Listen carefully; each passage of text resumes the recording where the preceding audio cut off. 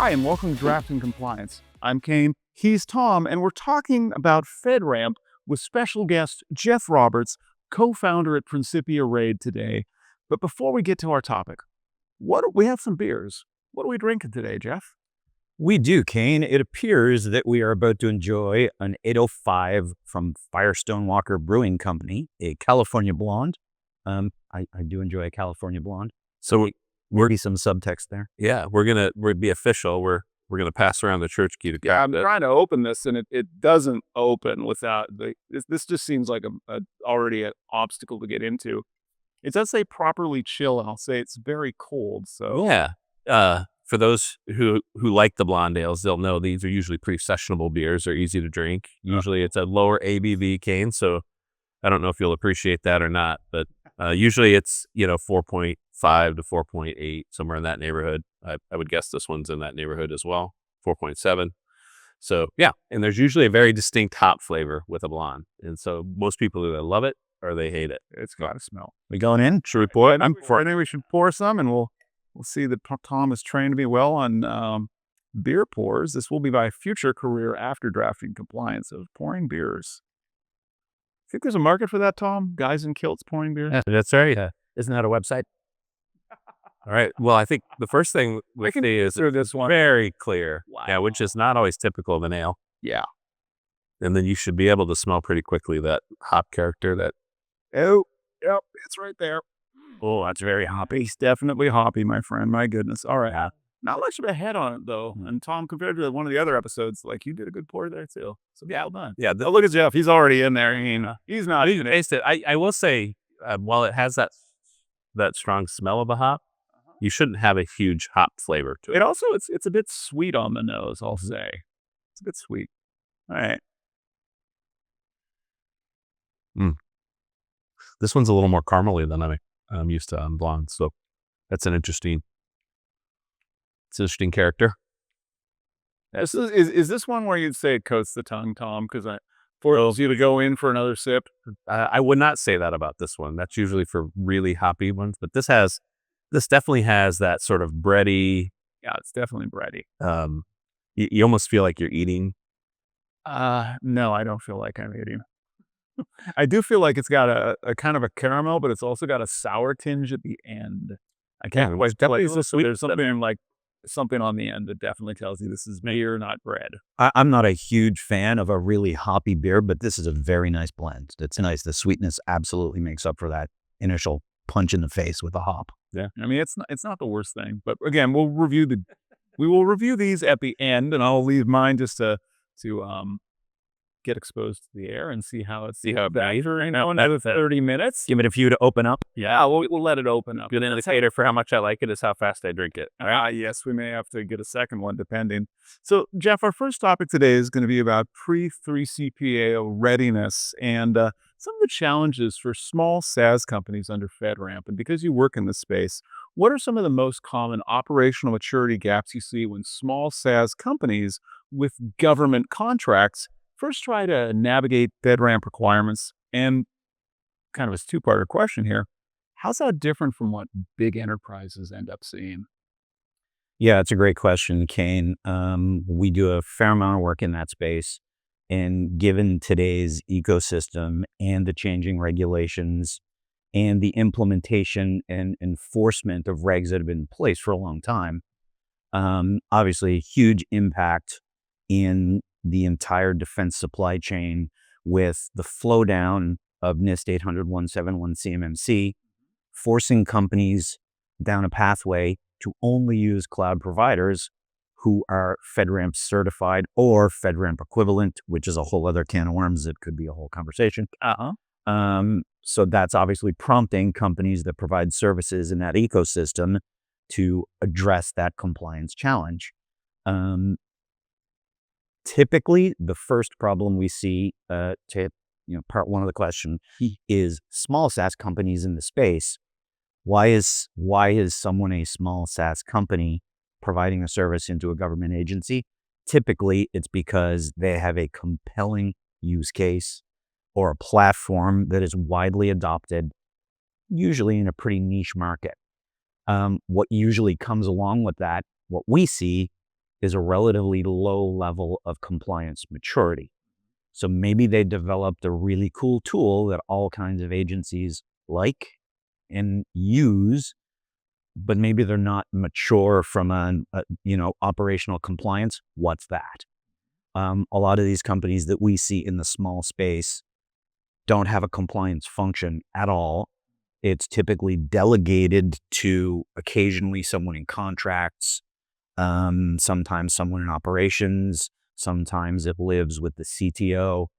But these are usually small, agile companies that have been focused on how do we develop this tool to serve our market and have not spent time focusing on, oh, how do we, I don't mean to use the cynical tick the boxes phrase, but how do we not only do the things that we're supposed to do, but actually do the right things from the cybersecurity perspective?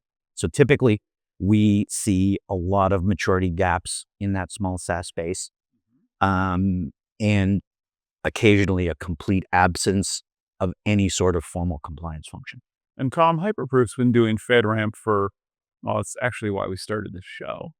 And does that resonate with you, some of the challenges that Jeff listed around small SaaS companies?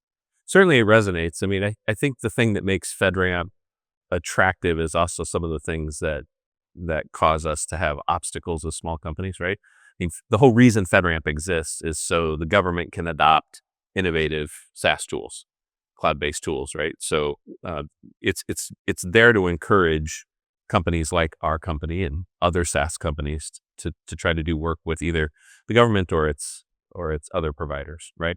But that also that same enthusiasm they have to bring in small companies is also an obstacle when you actually start to understand what you're being asked to do.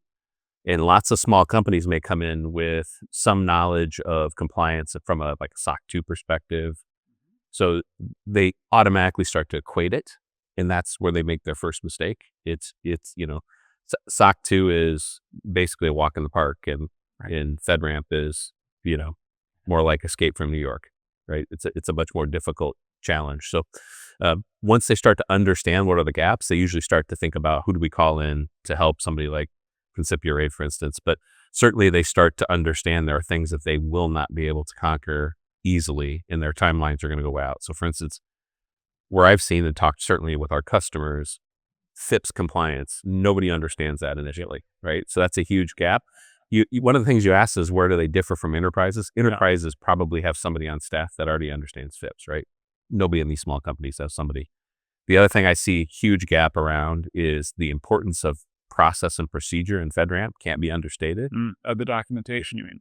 Yeah, documentation And following it. Yep. And they over-rotate on policy and they under-rotate on procedure. And it's actually the opposite thing you need to do.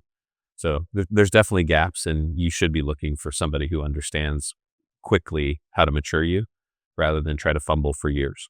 And Tom, I want to ask a follow-on question because you and I recently had a conversation about DORA, which is something that Hyperproof got brought into, not because we are a financial services provider. At least I don't think we are. I'm not aware of us being, but rather we are not in the supply chain of a major financial services provider, a wee little company. So is this the same where small SaaS companies may become contractually obligated to pursue FedRAMP, even though they aren't selling direct to the federal government? They might not be interested in selling direct to the federal government, but rather they're in the supply chain of an entity that sells to the federal government. Tom, let's go to you and then to Jeff next. Certainly that happens, but I think it happens in a way that's different than certainly the DORA use case that we saw, right? You generally have a revenue stream associated with a couple clients that will come to you and say, we need you to be FedRAMP. And that is what pulls you along the FedRAMP chain. But as soon as you uncover that opportunity, you start to say, what is the opportunity in totality? And generally you make a pretty quick business case that this makes sense. DORA is completely different in the sense that you may not be looking specifically to do business with financial. You might have one or two in your portfolio, right? And suddenly they're coming to you and saying you have to do X, Y, and Z. They may decide without your input that you're a critical provider to them, and suddenly you have a burden that you didn't sign up to have. To me, there's a definitely nuanced difference between the two. Jeff, has that been your experience? Yeah, it absolutely has. And we continue to see examples of both use cases, right? We work with some companies who all of a sudden get this flow down because they are adjacent to, let's say, a large government agency, and they've been a provider into that agency, and the entire agency is flowing down those requirements as they should. And all of a sudden, we've got a company that goes, "Uh-oh, we have no choice but to do this. This is the entirety of our revenue. What do we do?" And then we also see examples of companies that get implicated because they're on the edge of one of those use cases. Our initial entry point in discussions with these orgs is, look, this is a business decision. You need to go away and look at your contracts. What do you have to do? What is the proportion of revenue that is related to achieving this certification, right? Because we also see companies who go, hey, one of our sales guys was talking to someone, and if we had this certification, we could get more business. Let's do that. Uh-huh. And we inevitably go, okay, this is time for a pretty significant business conversation. Pump those brakes. Like there is very frequently a complete lack of understanding in that part of, in the, hey, let's do this because it's a business differentiator. Great idea. Go have the conversation about what's it going to cost? How long is it going to take? And is that 5% of your revenue? That just don't.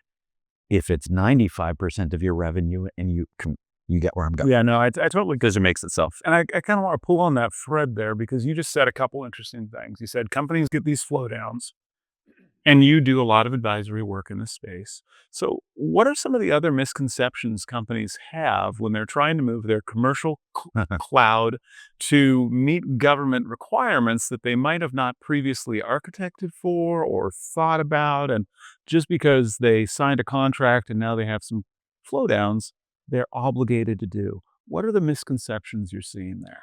Um, I think the biggest misconception that we see is this idea that there is an easy button, right? There's no easy, well, we can just take this thing that we built and we can lift it and shift it. We'll take it, let's say you're in, the Azure commercial cloud. We'll just move it over to the Gov cloud and all of a sudden it will be compliant. That is a huge, huge misconception. The concept that you can press the easy button. Now, conceptually, can you lift it and shift it? Sure you can. Should you? Sure you should. But just because it is now living in an environment that itself may be compliant doesn't mean that your tool inherits that compliance. You certainly will inherit a good chunk of controls that you're now paying a third party to be responsible for. But even in the big picture, I mean, we're talking about 323 FedRAMP, in this day, 853 moderate, 323 requirements. FedRAMP then turns up the strength of the parameters, but let's stick to the 323. If you shift it into the Azure, using that as an example, AWS, doesn't matter. You're going to get immediately 39 technical controls sorted out, but another 30 to 50 of your physical security controls and environmental controls. That's still leaving you with a massive responsibility, shared responsibility now with the third party. The things that you are still responsible for doing procedurally and operationally is where it falls apart. So the idea that you can say, no, CEOs will go, hey, look, this is just like any problem, time and money can fix the problem. Sure it can, but it's not as easy as they think it is. Mm-hmm. And frankly, I believe there are too many companies in the ecosystem trying to sell their services with the concept that, oh, we can do this for you in 6 months. Completely unrealistic. And I'm sure you've seen it in your journey. Actually, I want to take on another one there because so you were talking about just achieving FedRAMP. Tom, what are some of the misconceptions you've seen with maintaining FedRAMP? Because a lot of things we've seen in cybersecurity and compliance is the unfortunate misconception that it's a one and done. You get it, you get your cert, maybe 5 years from now you have to do a thing, but it's over. The project's done. That's not how FedRAMP rolls, right? That's definitely not how FedRAMP rolls. It's certainly, folks get brought into small companies to do the FedRAMP project, right?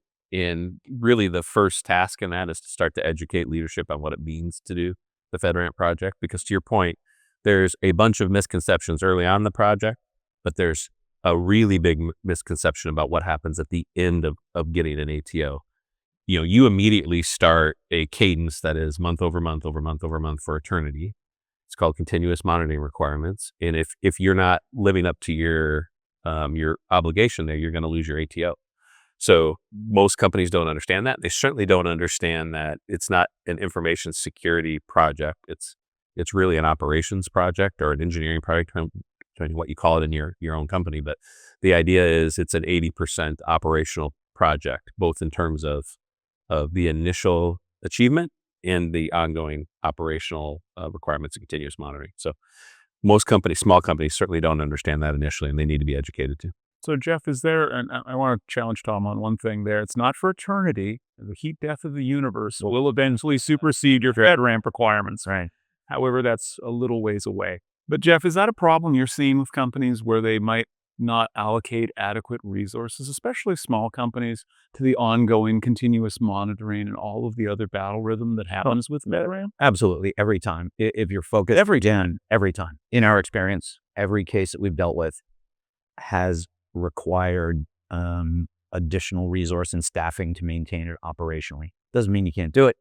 You can do it internally.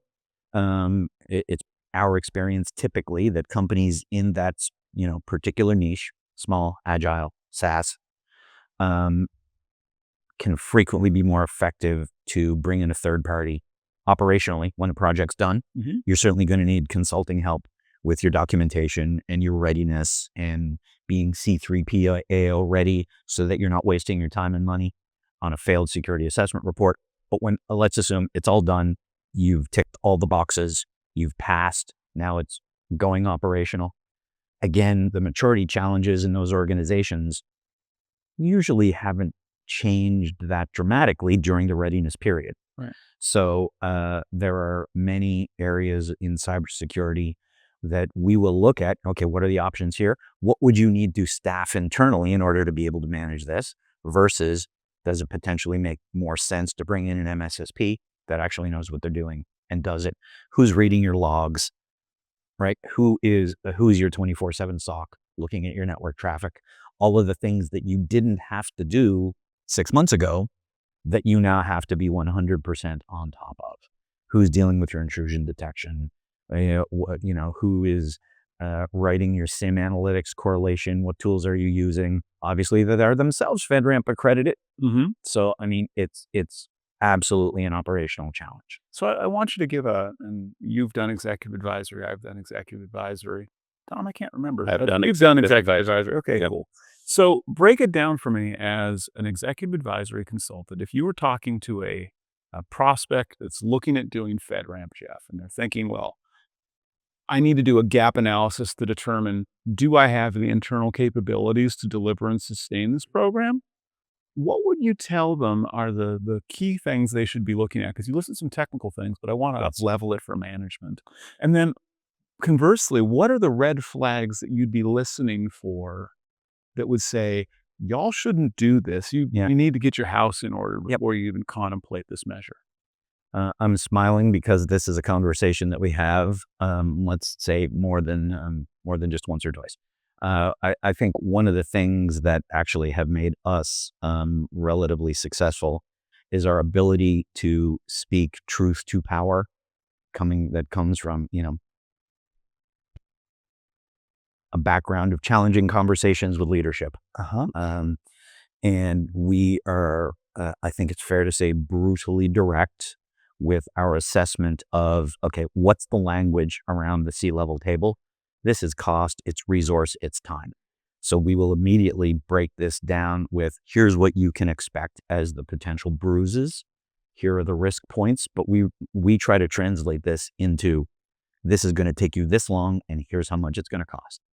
And the ways that you can mitigate those risks are by staffing the following functions, choosing to deal with maybe these companies over these companies, but translating that into finance speak at the C-level. And again, I would rather we have the conversation that ends up driving the company to reconsider than taking an advisory contract that we know is eventually going to fail. Short-term revenue is not the point. This is, if we can help a company that is realistically positioned, we will be as positive as we can. But I can tell you, probably more than 50% of the time, those conversations are, oh, really? It's going to cost this much and take this long. Occasionally it's, we don't believe you. So they bring in a consultant for a second opinion. Absolutely. They bring in a different consultancy. And then we get a call back 6 months later and goes, okay, it turns out you guys are right. We're going to staff the function. Can you help us? Right, Jeff, I think you're spot on. I mean, to me, it's always about scoping cost and resources up front, and that leads to discussions of what these resources need to look like, and then you can do your gap analysis on the inside. The reality is most organizations, when they start a FedRAMP project, think it's an information security project. Yeah, it's not. So you have to inform them that, hey, this is really 80% operations, and so do you even have that capacity internally? And I can tell you that was a challenge with us, is to find that bandwidth, and in some ways it created some delays in our own project. But when we started in 2022, the statistics were it takes 5 people, 3 years, and about $2.5 million to do this project. Yeah, that's the averages. Yeah. So getting that out in front of folks early on and establishing some credibility by pointing at certain documents. But also, I would say you also bring to the table, in our market, there is an addressable revenue stream that we can achieve. So truly is with FedRAMP, build it and they will come. It's not the other way around, but as long as you can point to those things and you have some relative confidence in those things. So I want to challenge something both of you have said, though. You both, towards the top of the show, said that FedRAMP was about allowing the federal government to adopt innovative technologies, right? I can think, I know where you're going. I think we all agree that's not exactly been what's happened. I think that it's definitely slowed down a lot of procurement processes. And right now we're in a period, at least domestically in the United States, an emphasis on deregulation and reduced regulation. And there's an initiative I think we've all heard of, the FedRAMP 20X project, which is intended to reduce some of the burden associated with getting federal contracts through FedRAMP. So my question to you both, if you're currently an organization contemplating doing FedRAMP right now in June of 2025, and you know that FedRAMP 20X is a thing that exists in the world, do you keep doing the old FedRAMP? Do you take a wait-and-see approach and hope that FedRAMP 20X sprinkles its fairy dust and makes things better? I think there's a huge "it depends" on that one. We literally had this use case conversation about 2 weeks ago. And the "it depends" is, do you already have a sponsor or not? Because if you read the 20X and what the path is, even if you stuck your hand up and said, yeah, we're going to do this, hey, this sounds cool. Is it maybe easier? Read it, because it's not easier.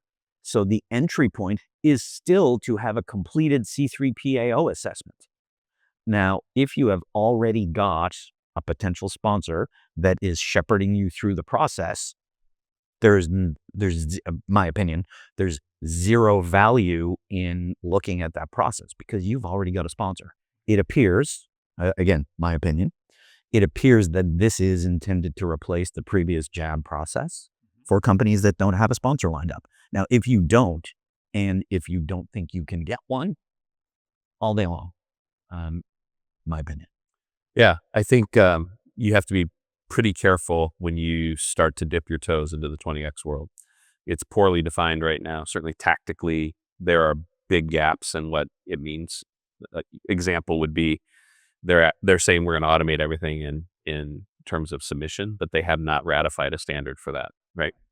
Right now, it appears they want to test the 20X methodology through LI SaaS, and they're promising if you go through LI SaaS, there's some benefit if you go to mod after that. To me, that's government promises that aren't backed by any actual documentation yet, so I'd be very careful about going down that path. To Jeff's point, if you're already going through this and you've already identified a sponsor, or even if you've already identified your in target, and you maybe gone through substantially implementing the controls, I would say don't change it. The reason is the law of the land still is FSMA. So behind all this FedRAMP stuff is FSMA, and that law has not changed at all. So most agencies are going to be quick to adopt people that follow the traditional FedRAMP path. and they're going to still have questions about the 20x stuff as well.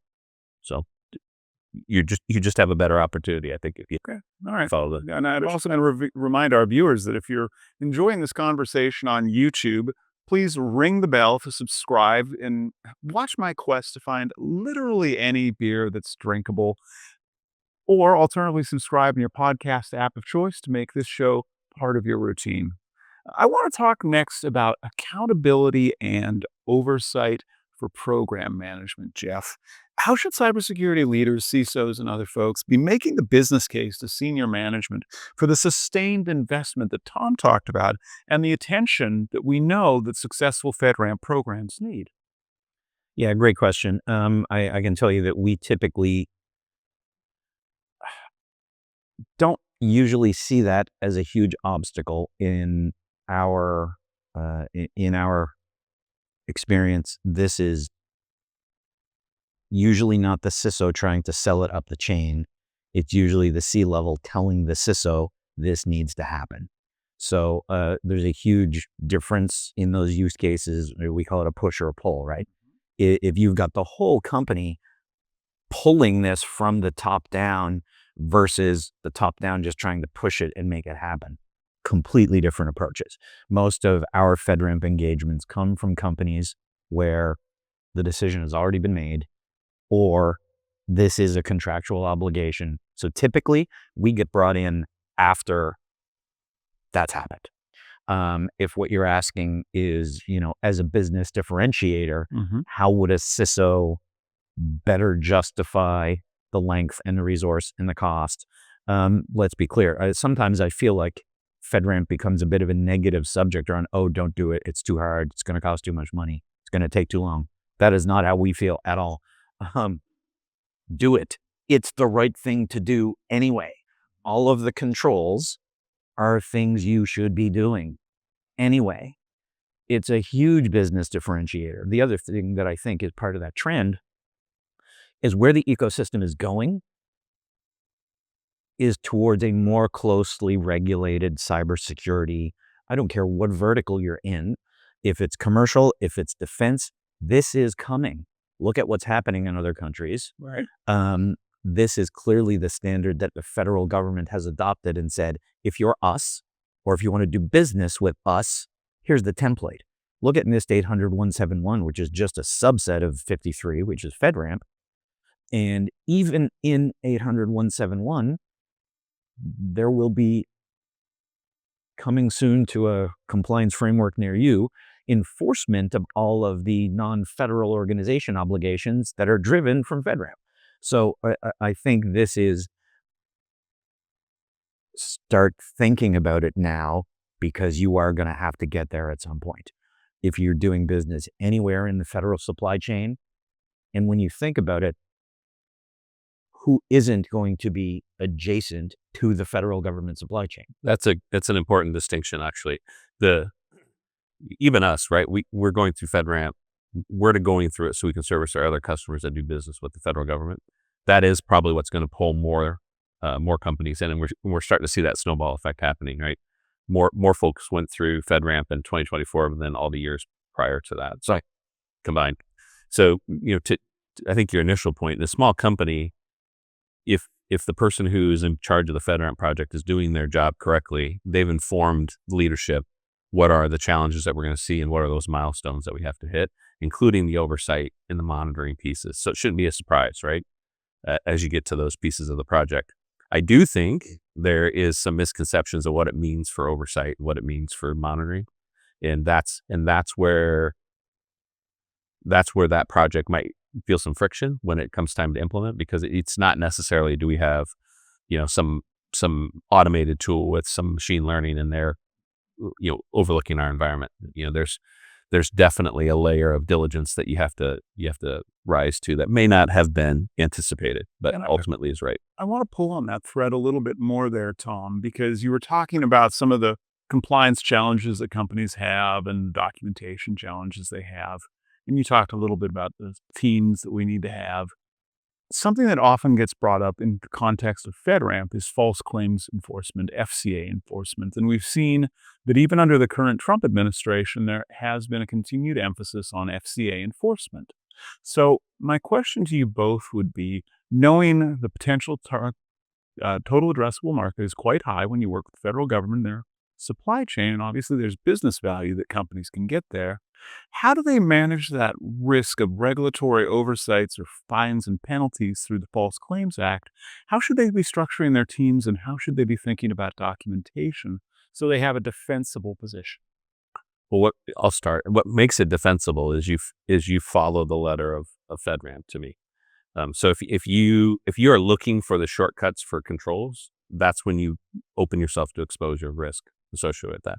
If you are implementing the spirit of the control and you are crossing those T's and dotting those I's, um, I think you are in a defensible position. Certainly, as you have a relationship with somebody like Principia Raid to help you get there, and with a 3PAO that does the assessment, they own some liability associated with your position as well. So they're doing from my perspective, those companies do good jobs. So that they're not shirking their responsibility; they're actually helping you get there. So I think it's sort of a paramount thing to make sure you partner with good people to help you get there. Yeah, I would add to that, transparency and good faith practice, right? We have relationships with a couple of law firms in DC, and we occasionally get brought in on examples where there's potentially an issue. Hey, can you guys help us clean this up either after the fact, or can you work with this organization because they might get in trouble? And what we see in those examples is companies that are absolutely operating and trying to do what their documentation says they're doing, even if they're not necessarily doing it perfectly, if they're transparent about where there are gaps and failures, and if they're maintaining a POAM and documenting how they're trying to fix it, those companies get in less. Doesn't mean they don't get in any trouble, but they typically get in less trouble versus the examples that we've seen of False Claims Act prosecution is flagrant, flagrant cases of saying you're doing one thing and then absolutely not doing it. Gross negligence. And trying to hide it. Gross negligence, absolutely. Having a policy stack that is beautiful and connects to us just fantastic set of procedures, none of which you are actually following. Great documentation. Are you doing it? No, you are not. So I think, I'm not saying there's wiggle room, don't do what you're supposed to do, Right. but be transparent about your practices, and bring in help when you need it. And I think you're less likely to suffer those burdens. Okay, before we go to our beer reviews, I should say, I want to pull on that thread just a little more there because you mentioned POAMs. And I know that, Jeff, you've been advising FedRAMP companies in varying states. They could be working towards being ready, they could be established, they could be in the marketplace. We were talking about false claims and how gross negligence can be a problem as well. So, uh, walk me through some of the most common compliance drift issues you see where it triggers a POAM, but it's not gross negligence. So, you're not likely to see a False Claims Act enforcement action brought. But still, what are those common things that go wrong so that our viewers know these are the things that I should be looking for Yeah. after we get our ATO? I can tell you what makes us itchy is seeing the same or similar items show up on a POAM every year, and seeing those items not get remediated in the 180-day period, or seeing related items like maybe one year you weren't doing proper correlation and review of sim logs, and then the next year you weren't getting failure alerts when your third party wasn't logging your stuff properly, and seeing things come up in the same categories year after year, that makes us very itchy. A lot of companies think that once, oh, we've got this, we're good now. We don't have to pay as much attention. The operational challenge, right? Yeah. Or seeing POAMs go 8 months and there's still 7 items left that they haven't remediated. And maybe nobody's going to do anything about it. That makes us itchy.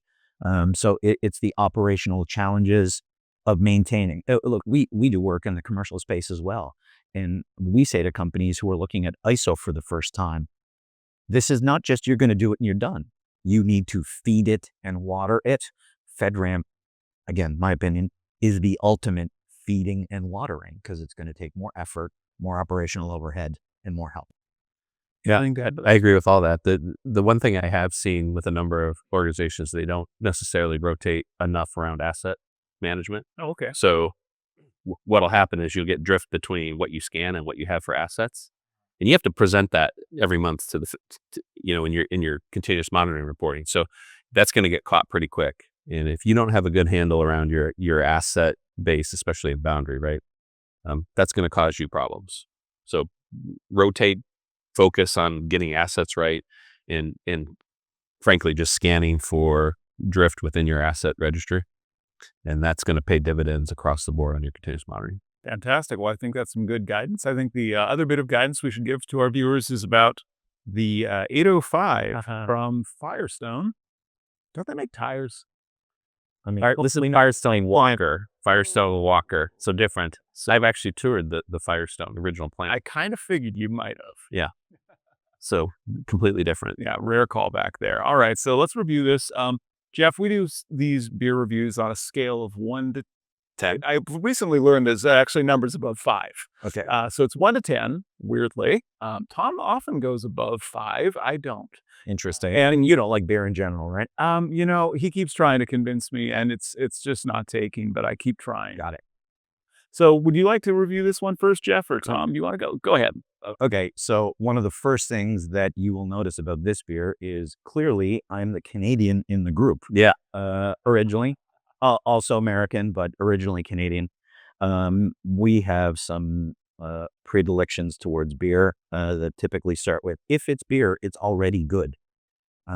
You won't find terribly discerning Canadians that will turn down a beer. However, I do like California Blonde Ale.